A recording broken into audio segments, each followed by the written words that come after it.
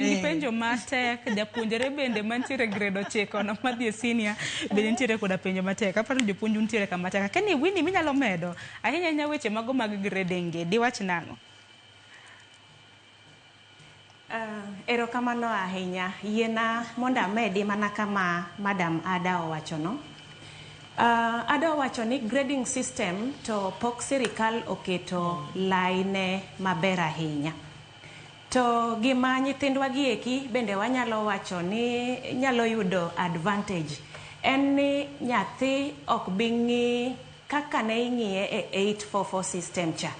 Ni samoro gima nosomo kuom higni 8 iyudo ka obedo subjected to penj ma samoro kao kata mana ndalo 3 kende ni to ndalo 3 ni oromo judge nyathini e gimotimo. Omiyo grading system mane nitiere cha sani onge. Sani wadhi bedo gi gimiluongo ni exceptional levels. Mama endi ema dhi tero nyithindo e gima waluongo ni senior schools kata senior secondary schools. Iyudo ka KJSEA magirito dhi timoni bro kao atamalo 60 kende, 60%. 40% modong en assessment, school based assessment gi practicals mane nyathini timo e higni modong chien.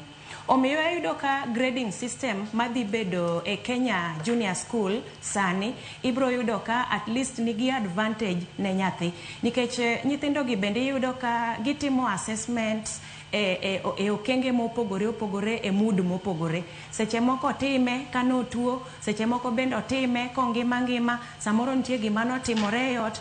Miyo okinyal judge nyathi gi penj mitimo kata mana e ndalo 3 kende to gikone ni nosesomo e higni 8 mokalo.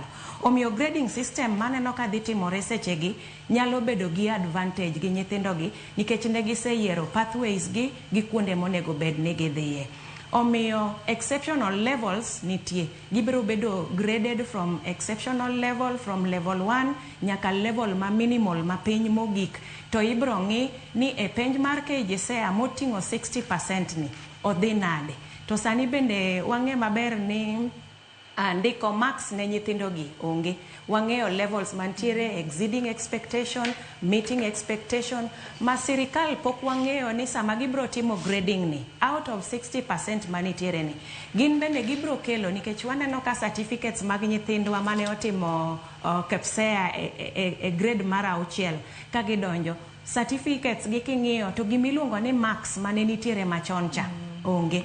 En mana ni o exceed expectation e learning area ni, o meet expectation, o approach koso en below expectation.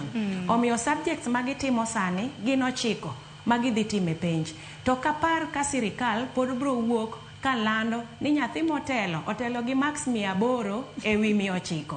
Okapar kamano bro bedo. Omiyo gibro bedo graded exceptional levels manitiere from level 1 up to level mar 8 mogik. To magieki ema dhi terogi e pathways magidhiye ka gikao e senior school mane osebedo guided gi